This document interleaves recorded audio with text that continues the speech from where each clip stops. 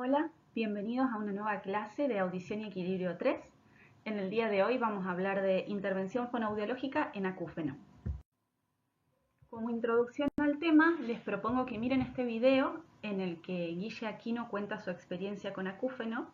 Les propongo que se posicionen en el minuto 8:47 y que lo vean aproximadamente hasta el minuto 12:30.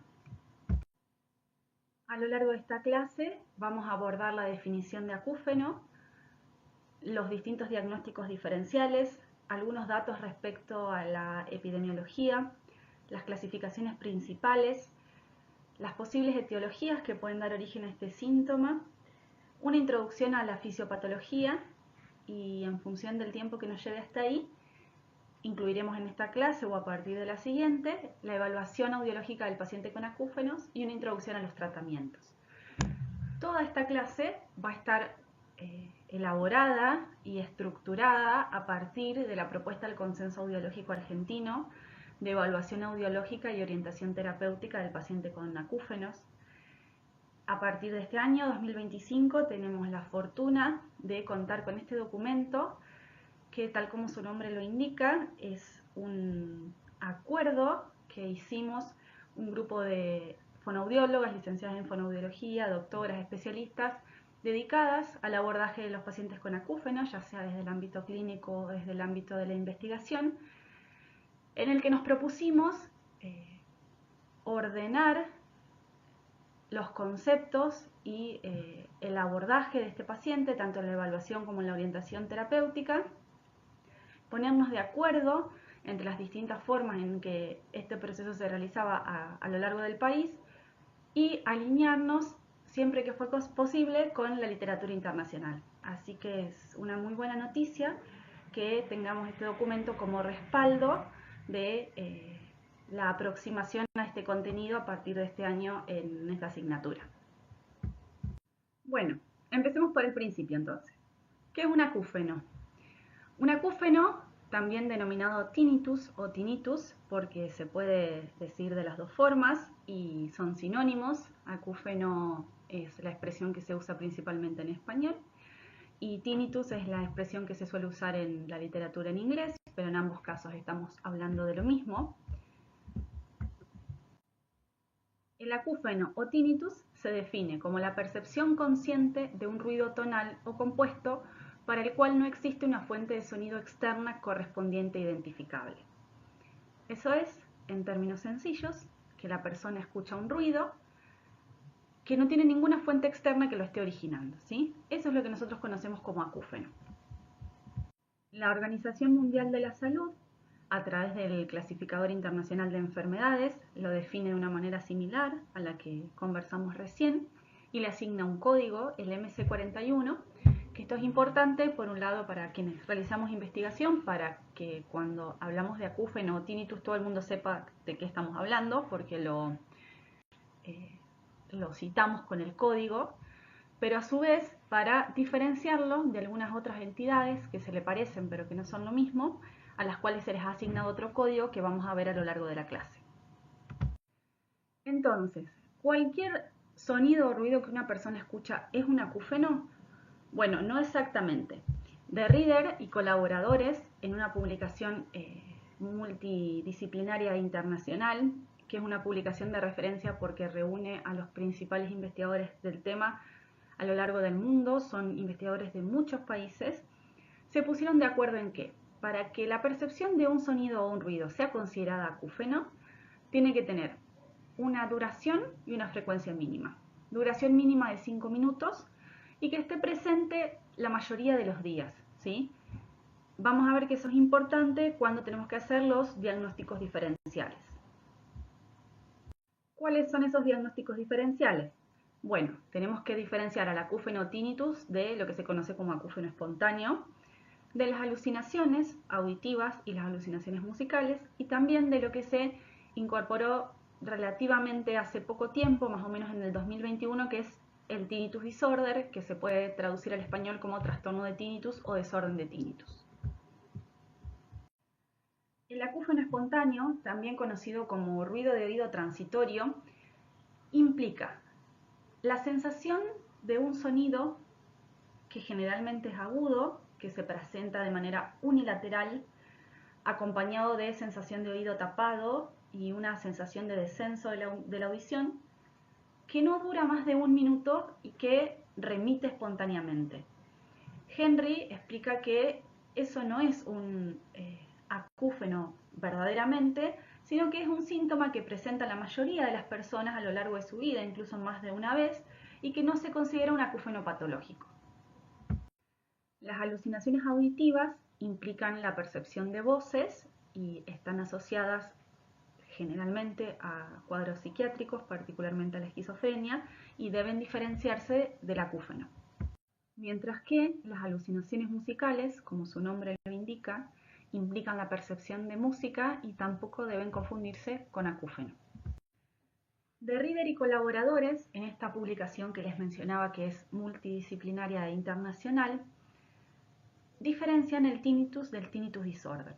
Y ellos plantean que el tinnitus es la conciencia de un ruido tonal o compuesto para el que no existe una fuente acústica externa correspondiente e identificable, que se convierte en trastorno de tinnitus cuando se asocia con angustia emocional, disfunción cognitiva, excitación autónoma, lo que lleva a cambios en el comportamiento y discapacidad funcional. Eso, en palabras sencillas, implica que a partir de esta publicación se separó lo que es percibir simplemente un sonido, que como ya vimos, tiene que estar la mayoría de los días, tiene que durar al menos 5 minutos para que lo consideremos acúfeno, pero no más que eso, ¿sí? La percepción de un sonido o de un ruido sin que tenga ningún impacto en la vida diaria, de lo que implica esa constelación sintomática que se forma alrededor de la percepción del acúfeno en algunos pacientes, que implica que no solo perciban ese sonido o ruido, sino que eso les genere ansiedad, miedo, en algunos casos depresión, disfunción cognitiva, o sea que se altere la dinámica, el funcionamiento de la persona en la vida diaria, con la consecuencia que tiene eso en el impacto en la calidad de vida, ¿no es cierto? Entonces ellos diferenciaron esas dos entidades, tinnitus de tinnitus disorder.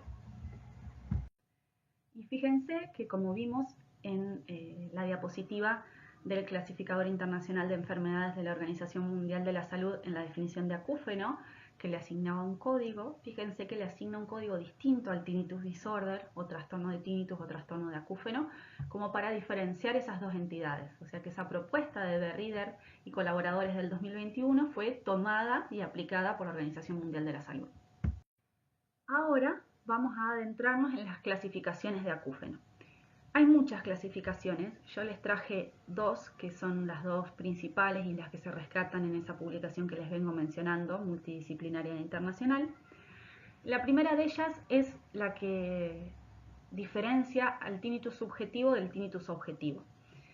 Nosotros estamos de acuerdo que el acúfeno o tinnitus implica la percepción de un sonido o de un ruido sin una fuente externa que lo origine. Ahora bien, en algunos casos hay una fuente interna localizable y en otros casos no hay una fuente interna localizable. En los casos en los que no hay una fuente interna localizable, que son de hecho la mayoría, hablamos de tinnitus subjetivo. Mientras que en los casos que hay una fuente interna localizable, o claramente inferible diría yo, porque netamente localizable es difícil, pero bueno, así lo propone la literatura, cuando se sabe o se tiene altas sospechas de qué es lo que está originando ese acúfeno, hablamos de tinnitus objetivo, que son la mayor parte o la mayoría de las formas de lo que se conoce como somatosonidos y que en la amplia mayoría de los casos tienen presentación pulsátil, ¿sí? Es como un latido, que a veces coincide y a veces no con los latidos del corazón en función de las etiologías que están detrás. Y en relación a las etiologías, hay dos grandes grupos de etiologías que la literatura describe que originan tinnitus objetivo, que son las etiologías vasculares, ya sea arteriales o venosas, y las etiologías musculares. La literatura más nueva propone una como terminología superadora de tinnitus subjetivo y objetivo, como primario y secundario, porque en realidad dicen que que el término objetivo no es demasiado fiel porque es difícil realmente objetivar un acúfeno. Entonces les parece que es mejor llamarlos como primario o secundario, y secundario porque sería secundario una fuente específica que lo origina. En cualquier caso, y más allá de las terminologías, lo más importante es que fisiopatológicamente son muy distintos, porque es muy distinta la fisiopatología de un acúfeno objetivo, que implica la percepción de la sangre que circula por algún vaso, ya sea arterial o venoso, que está próximo a la cóclea, que simplemente implica eso, la percepción de un sonido de una fuente que lo estaba generando, o alguna descarga muscular, que la fisiopatología del tinnitus subjetivo, que ya vamos a ver, tiene toda su complejidad y es bien diferente, y también es diferente el abordaje. Y la otra gran clasificación que proponen estos autores es en relación al tiempo de instalación, y diferencian tinnitus agudo de tinnitus crónico. Y ellos ponen el límite en 3 meses, ¿sí? Menor de 3 meses, o sea, un tiempo de instalación de menos de 3 meses, se considera tinnitus agudo, y a partir de los 3 meses se considera tinnitus o acúfeno crónico. Ellos son claros en la publicación que el límite es un poco arbitrario. ¿Qué quiero decir con esto? Que no es que a los 2 meses y 28 días fisiopatológicamente va a pasar algo y que a los 3 meses y 2 días va a pasar algo totalmente distinto. Es simplemente a los fines de poner un corte y de identificar ciertos procesos que están detrás de la percepción de ese sonido que se modifican con el paso del tiempo. Y el límite de 3 meses lo toman por analogías que se hacen entre el acúfeno y el dolor, sobre todo en términos fisiopatológicos. Hay varias teorías que dicen que comparten muchos mecanismos, entonces parece que también comparten los tiempos de cronificación. Con respecto a los datos epidemiológicos, el tinnitus es un síntoma que tiene alta prevalencia. La literatura describe aproximadamente entre el 12 y el 30%. Plantean que la prevalencia aumenta con la edad y es más común en hombres que en mujeres. Sin embargo, teniendo en cuenta que la definición de acúfeno o la precisión en esa definición y la separación del tinnitus disorder es relativamente nueva, los autores que se dedican al estudio de la epidemiología dicen que es posible que estos datos no sean tan precisos, que necesiten ser actualizados, y que es muy difícil llegar como a un único valor de dato epidemiológico a nivel global, ¿no? Que es posible que la carga sea diferente en los diferentes países. Pero en líneas generales, más o menos estos son los valores que se manejan. Vamos a conversar ahora sobre las posibles etiologías que pueden causar acúfeno. Fíjense en este cuadro, que es una traducción de la doctora Legari y la doctora Huxley de la propuesta de la Tinnitus Research Initiative respecto a las etiologías. Como pueden notar, la cantidad de noxas que pueden generar acúfenos son un montón. Y la primera diferenciación que se hace es entre las causas que generan acúfeno pulsátil de las que generan acúfeno no pulsátil, que haciendo una generalización es más o menos lo mismo que decir o separar las que causan acúfeno objetivo de las que causan acúfeno subjetivo.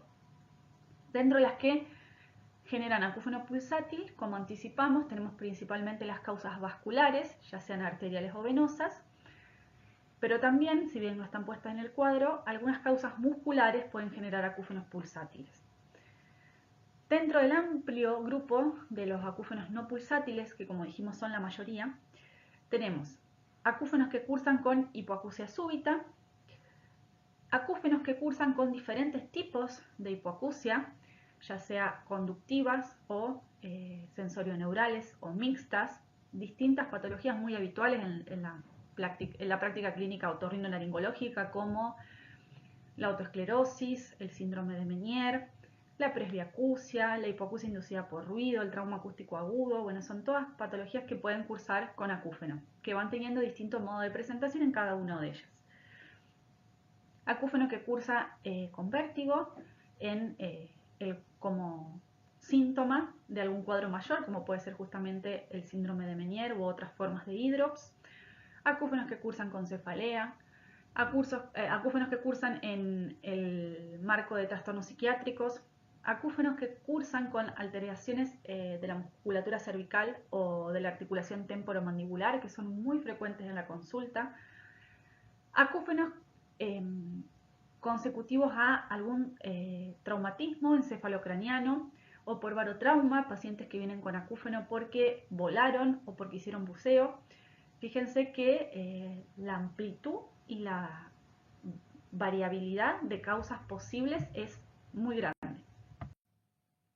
Bueno, y ahora vamos a hablar de la fisiopatología, que es, a mi modo de ver, uno de los puntos más complejos del tema, pero a la vez más importante porque los esfuerzos por comprender la fisiopatología del acúfeno están detrás de los intentos de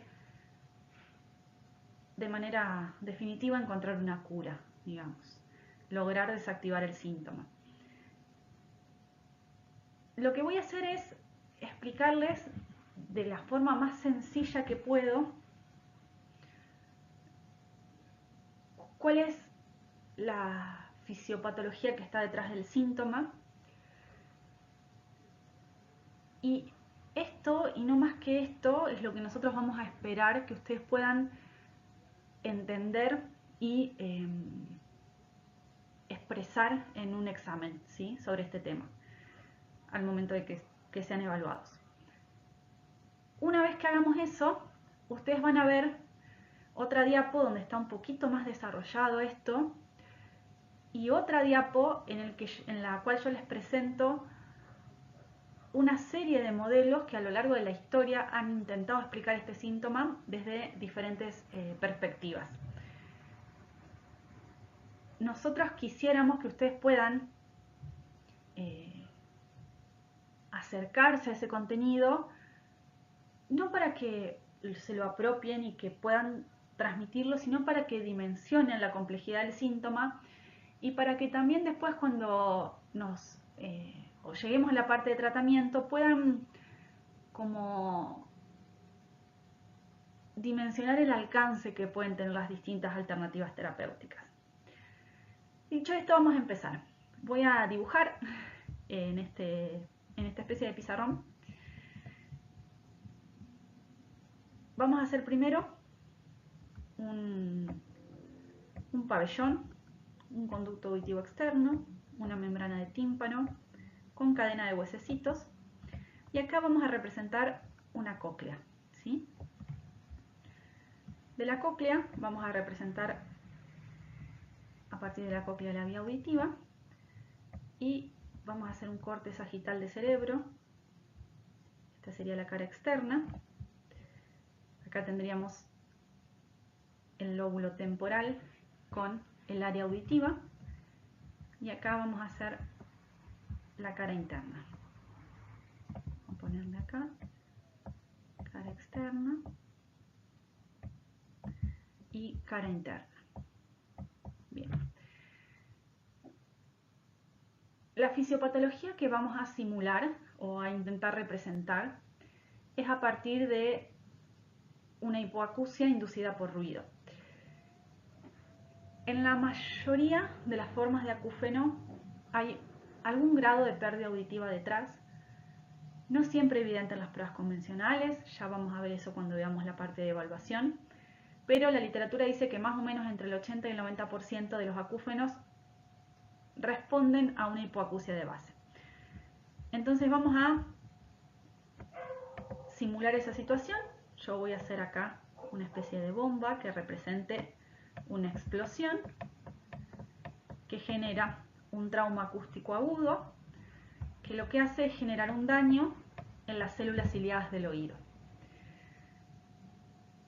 Ese daño en el órgano periférico, particularmente en el oído interno, provoca una reducción de la información que se envía a la corteza auditiva, que se conoce en la literatura como deaferentación o desaferentización, según las traducciones, y que genera en el área cortical correspondiente a la banda tonotópica desaferentizada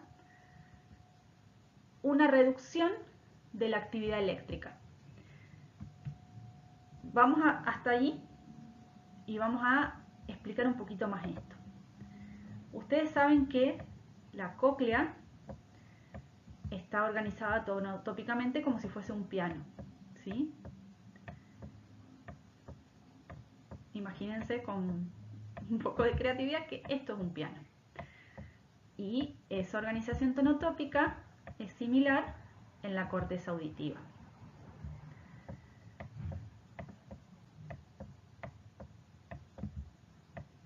Entonces, cuando se produce la lesión producto de la exposición a ruido,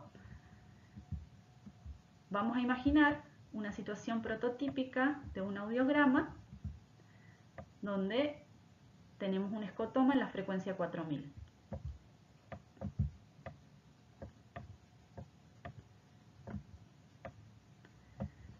Las células ciliadas correspondientes a la frecuencia 4000 entonces dejan de enviar información, o al menos la envían en menor medida, y se reduce la información que la corteza auditiva recibe en la banda frecuencial correspondiente a la frecuencia 4000. Eso, en términos del modelo de reorganización tonotópica, es explicado del siguiente modo. Ese hueco que quedó de información correspondiente a la frecuencia 4000 es ocupado por las neuronas que están en la periferia. Es decir, las neuronas que responden a la frecuencia 3000 y 6000 invaden el área de la 4000. Eso en términos frecuenciales. En términos de actividad eléctrica, se describe una alteración en la comunicación entre el tálamo y la corteza que se conoce como disritmia tálamo-cortical. Que se hipotetiza es lo que está detrás de la alteración de la actividad eléctrica. En concreto, ¿qué es lo que los autores describen? Que la actividad de la corteza auditiva, que en la normalidad se caracteriza por un ritmo alfa, se ralentiza a teta y que la zona de la periferia adquiere propiedades gamma, es decir, aumenta el ritmo de descarga. Ese aumento de actividad eléctrica estaría detrás de la percepción del acúfeno. Pero a su vez, para que esa actividad eléctrica efectivamente sea percibida como un sonido, tiene que fallar un mecanismo que se conoce como mecanismo de cancelación descendente de ruido, que involucra una serie de estructuras dentro de las cuales podremos distinguir el núcleo accumbens, el núcleo reticular talámico y el núcleo del cuerpo geniculado medial. Entonces, resumiendo y repasando, y haciendo una generalización, ¿sí? Y una simplificación del fenómeno. Cuando una persona está expuesta a ruido y se produce un daño en el oído interno, las células ciliadas correspondientes a la banda frecuencial lesionada envían menos información a los centros superiores y eso hace que las neuronas del borde del área de la corteza auditiva que está recibiendo menos información desde la periferia invadan ese hueco y ese hueco adquiera propiedades tonotópicas de las frecuencias vecinas. En el ejemplo que dimos, la 4000 recibe menos información y las neuronas de la 3000 y la 6000 invaden eso, lo que paralelamente cursa con una alteración de la comunicación entre el tálamo y la corteza, que en términos de actividad eléctrica implica que la banda correspondiente a la 4000 enlentezca su actividad de alfa a teta y que la zona vecina aumente su actividad y pase a tener propiedades de actividad gamma. Y que a su vez, para que ese sonido sea percibido de manera consciente, tiene que fallar un mecanismo de cancelación descendente. Hasta ahí estaríamos en la percepción de un acúfeno, ¿sí? ¿Cuándo se convierte en tinnitus disorder o trastorno de acúfeno? Cuando se asocian de manera muy general, dicho de manera muy general, el sistema límbico, que está vinculado a las emociones, y el sistema autónomo, que está vinculado a las reacciones que se generan a partir de esas emociones, ¿sí? Eso de manera lo más simple que podemos, o sea, intentando explicarlo de la manera más sencilla posible.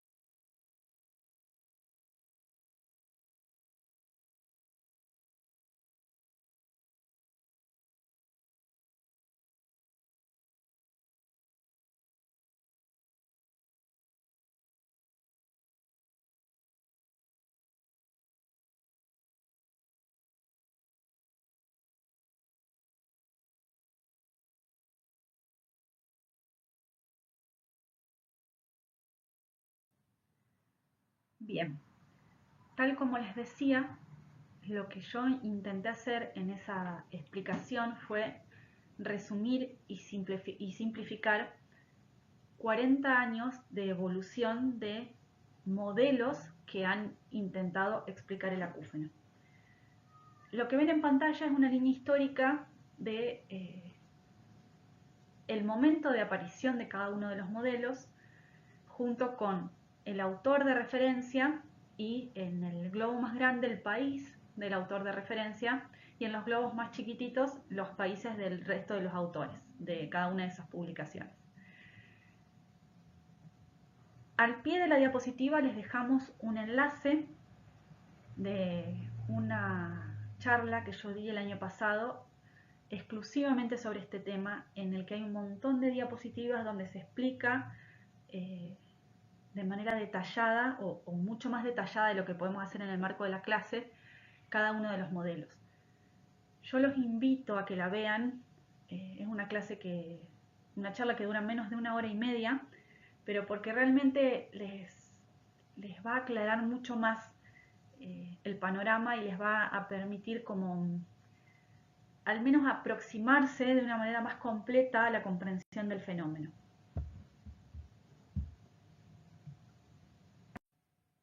Y para dar inicio al apartado de evaluación del paciente con acúfeno, primero vamos a decir que es condición sine qua non que un paciente con acúfeno sea evaluado por un equipo interdisciplinario. Poco es lo que como licenciados en fonoaudiología podemos hacer solos de manera independiente por un paciente que presenta este síntoma. Los integrantes de ese equipo o la constitución de ese equipo puede variar según los casos, pero en líneas generales, y podríamos decir como mínimo, hay un otorrinolaringólogo, un fonoaudiólogo y un psicólogo. Muchas veces, y según las comorbilidades del paciente, se suman otoneurólogos, neurólogos, psiquiatras, kinesiólogos, odontólogos clínicos y algunos otros médicos como especialistas de cabeza y cuello, neurocirujanos cuando se solicita evaluación del árbol vascular. Bueno, hay una serie de disciplinas que pueden, como les decía, sumarse en función de el cuadro particular de cada paciente. Y en el consenso, que les sugiero y los invito a que lo lean y que lo lean en detalle, porque como les dije al comienzo, está detrás de todo lo que vemos en esta clase. Dedicamos todo un apartado para el abordaje de las comorbilidades, ¿sí? O sea, todos aquellos síntomas que se presentan de manera concomitante con acúfeno, la hipoacusia, la hiperacusia, que como les anticipamos vamos a tener una clase específicamente de hiperacusia, la ansiedad, la depresión, los trastornos vestibulares, los trastornos del sueño y las disfunciones craniomandibulares. Y para la propuesta de evaluación y también para la orientación terapéutica, tuvimos en cuenta especialmente las guías de práctica clínica y los algoritmos publicados por otros países, específicamente de los países que aparecen en pantalla, y también el algoritmo de la Tinnitus Research Initiative. En el contexto del consenso, acordamos proponer una serie de estudios básicos y de estudios complementarios. La selección de cada una de las pruebas estuvo basada en las tendencias de la literatura internacional, de las guías de práctica clínica sobre todo, y de la práctica clínica argentina. En relación a los estudios básicos, me voy a detener en alguno de ellos un poquito, pero insisto con que vayan al documento original del consenso y lo lean en detalle porque todo esto está explicado cuidadosamente en ese documento. En relación a la audiometría tonal, lo que proponemos es que en el caso de los pacientes con acúfeno se evalúen también las frecuencias intermedias, sobre todo la 3000 y la 6000, y que se pueden usar tonos pulsados. Eso es porque en líneas generales los acúfenos que presentan los pacientes son no pulsátiles, entonces que el estímulo sea pulsado facilita la toma de la prueba. En relación a la logoaudiometría proponemos el uso de material grabado, del mismo modo que venimos haciéndolo en la cátedra en general.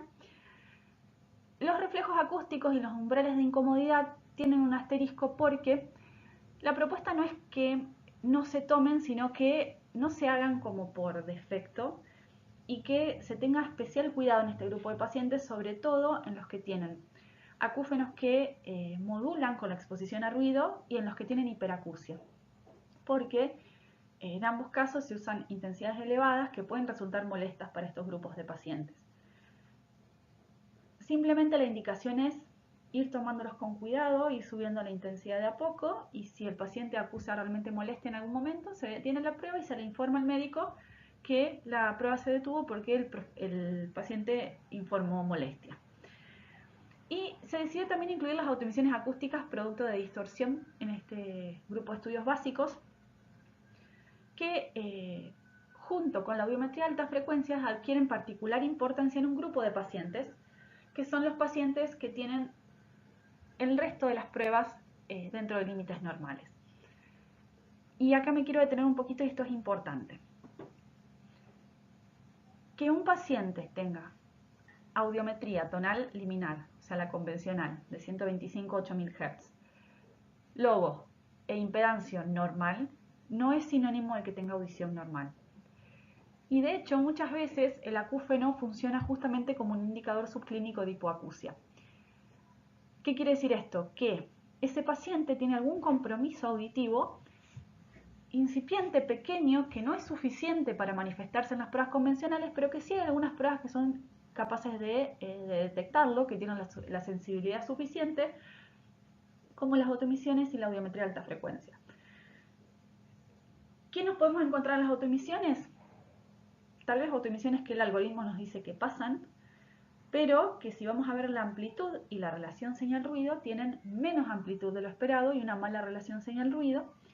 Y la audiometría de altas frecuencias lo que evalúa es el espectro frecuencial comprendido entre 9000 y 20000 Hz o 16000 Hz, según las capacidades de cada audiómetro.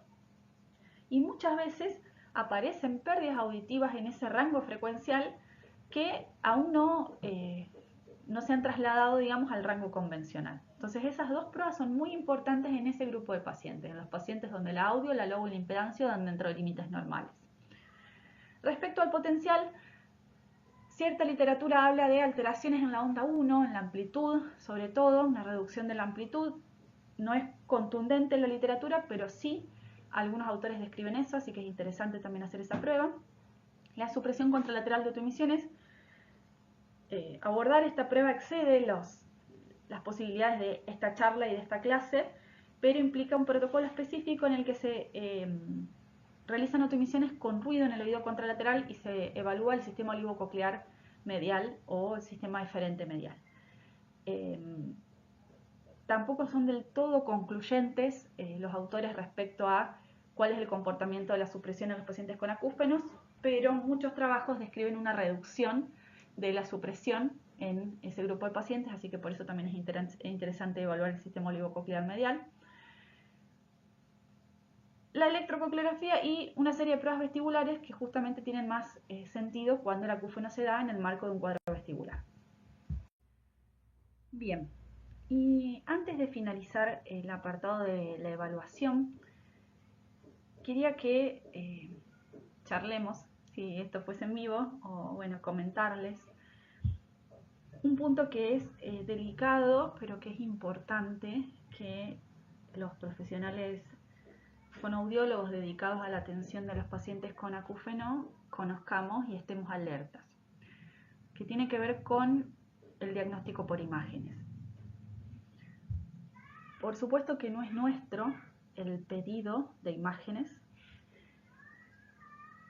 pero sí es importante que sepamos qué situaciones ameritan la indicación de imágenes. Yo tomé textualmente el párrafo como está en el consenso y fíjense que hay dos situaciones desde lo audiológico en las cuales tenemos que estar atentos y atentas. Una es la presencia de tinnitus unilateral, no pulsátil y asociado a pérdida auditiva simétrica, que la mayoría de las guías de práctica clínica, fíjense la cantidad de guías que están citadas ahí, indican que es necesario realizar una resonancia magnética. Y la otra situación es el tinnitus pulsátil, en la que algunas guías indican que es una buena práctica estudiar el sistema vascular, sobre todo con angiografías. Es nuestra responsabilidad conocer esto y si el médico no realiza la indicación, conversar con el médico respecto a la importancia de que esto se haga y siempre respaldarse en la literatura, ¿no? Respaldarse en que esto está propuesto en el consenso y que en el consenso se explicita cuáles son todas las guías de práctica clínica que sugieren realizar esta práctica frente a estas dos condiciones en particular. Bien, y ahora vamos a hablar de anamnesis. La anamnesis es un paso crucial en la evaluación del paciente con acúfeno porque justamente de los datos que vayamos a obtener acá van a surgir las derivaciones y las interconsultas que tengamos que hacer. Tienen el documento completo en los anexos del consenso para que lo vean. Vamos a ir haciendo un breve recorrido de los puntos principales acá. Fíjense que tienen un apartado de datos personales, el motivo de consulta, todo un apartado de historial del acúfeno, donde se le pregunta al paciente respecto a cuándo inició, a cómo fue el comienzo, si fue gradual o súbito, cómo se manifiesta en el tiempo, si es constante, o sea, si está todo el día, todos los días, si es intermitente, o sea, si va y viene, o si es temporario, si estuvo asociado o se asocia a eventos particulares, si es pulsátil, y en caso de que sea pulsátil, si es sincrónico con los latidos del corazón, o tiene un pulso que no es sincrónico con los latidos del corazón, o si no pulsa, dónde se localiza, oído derecho, oído izquierdo, de los dos lados, en la cabeza, cómo es la intensidad, si es igual de fuerte de los dos lados, cómo suena, se lo invita al paciente que lo imite, que lo describa con sus palabras. Los pacientes suelen ser muy representativos de cómo suena su acúfeno y eso muchas veces nos orienta a pensar en posibles etiologías. Después están los datos de la escala EVA y del THI que vamos a ver a continuación. Todo un apartado de molestia vinculado a la hiperacusia, que como les dijimos vamos a tener una clase específica dedicada a esto. El apartado para completar los valores de los umbrales de molestia. Todo un apartado de moduladores del acúfeno, o sea, si modifica con algo, si modifica con la exposición a ruido, con el sueño, con alguna medicación, con el estrés, con la actividad física. Muy importante con los movimientos de la cabeza o el cuello, o al masticar, o al apretar los dientes. Todo un apartado de antecedentes personales sobre enfermedades previas que ese paciente pueda tener.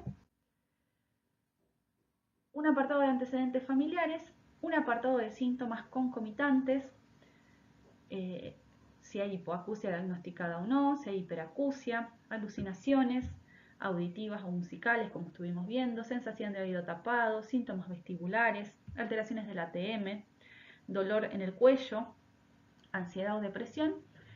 Un apartado para saber si ya recibió algún tipo de tratamiento para este síntoma o si lo está realizando actualmente.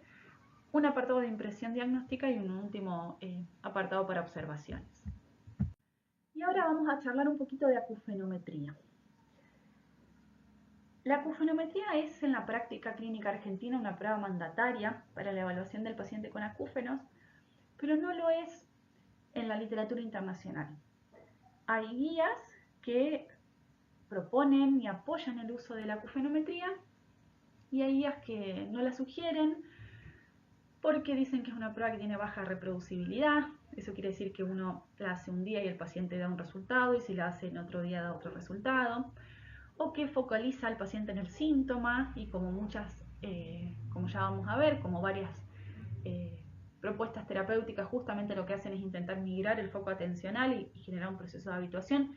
La acufenometría, dicen ellos, podría ser contraproducente, pero bueno, después de conversarlo mucho, acordamos en el consenso proponer la realización de la audiometría, porque sí creemos que es una prueba que tiene valor, que conocer las características del acúfeno ayuda a los otorrinolaringólogos en los diagnósticos, etiológicos, y a la vez nos ayuda también en el counseling o asesoramiento, que también es algo que vamos a ver en el marco de los tratamientos, cuando veamos tratamientos. Nuevamente, y parezco un poco reiterativa, vayan al consenso, lean el apartado de acufenometría porque está sumamente detallado cómo hacer cada paso. Nosotros incluimos en la acufenometría 4 parámetros, digamos. Primero, ¿qué es la acufenometría? La definimos como la valoración de las características psicoacústicas del acúfeno. ¿Qué implica eso? Que vamos a determinar con qué frecuencia el paciente lo machea, cuánto mide en intensidad o sonoridad, qué cantidad de sonido o ruido, para ser más específica, necesitamos para taparlo, que eso es el nivel mínimo de enmascaramiento, e incluimos además una prueba que en muchos casos está por fuera de la acufenometría, pero a partir de la revisión de la literatura la mayoría la incluye, que es la inhibición residual.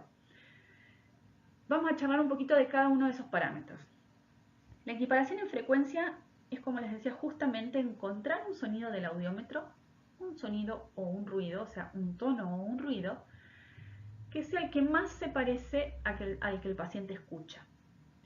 Por supuesto, tenemos limitaciones, es imposible que en un audiómetro tengamos todos los sonidos que escucha un paciente, y de hecho ahora hay algunos software diseñados para esto que tienen una oferta de tonos y ruido mucho más amplia de la que tienen los audiómetros, y entonces eso facilita la realización de la acufenometría.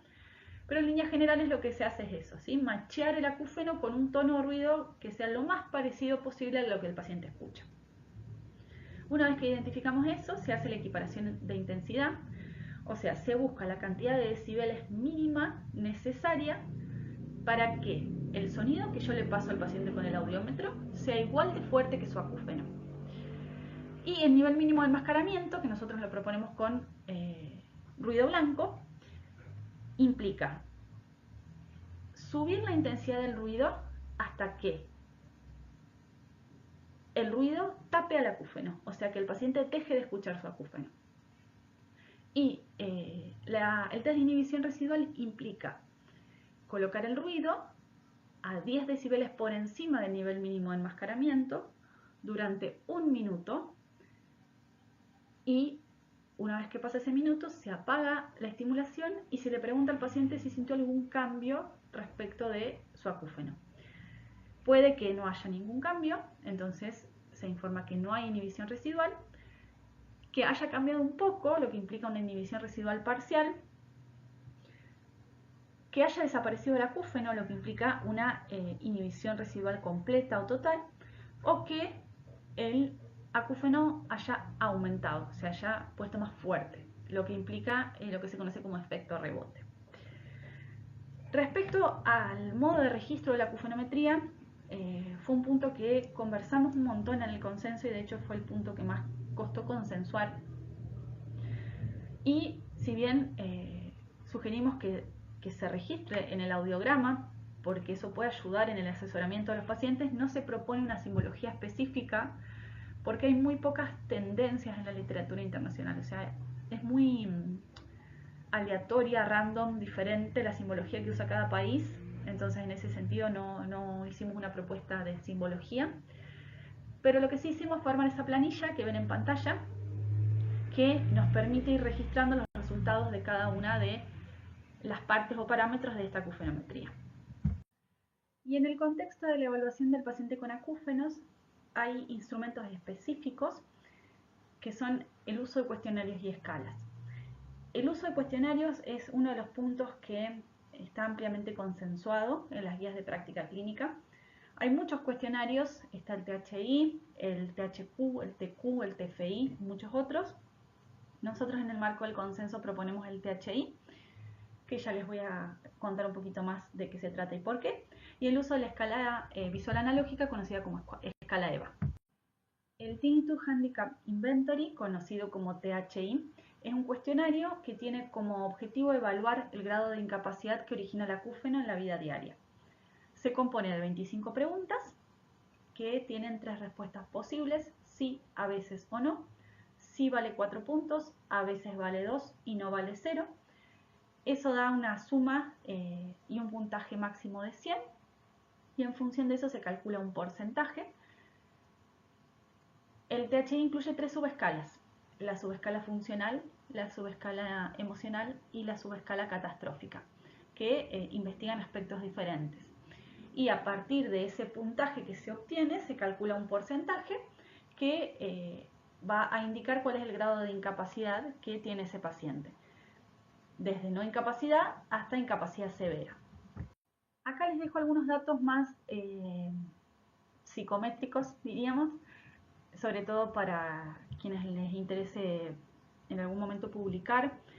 La ventaja del THI no es solamente que es el más usado en la literatura internacional, sino que justamente por eso es un instrumento valioso para recolectar datos que después sean publicados, ¿no? Porque se considera un instrumento estandarizado. El original es de Newman, Jacobson y Spitzer del 96, está en inglés. Fue traducido al español por Herraiz, Plaza y Tapia en el 2001, y además sus propiedades psicométricas fueron evaluadas en una muestra que incluye población de distintos países, dentro de las cuales hay población argentina. Así que eso le da mucha fortaleza en términos psicométricos a este instrumento. Y la escala EVA es un instrumento muy sencillo que se toma de la aplicación de la evaluación del dolor. Es una línea recta, que en el consenso propusimos esta de colores, donde en el extremo izquierdo azul estaría el 0 y en el extremo derecho rojo estaría el 10, y proponemos la aplicación en dos versiones, en lo que sería volumen o sonoridad y molestia, ¿sí?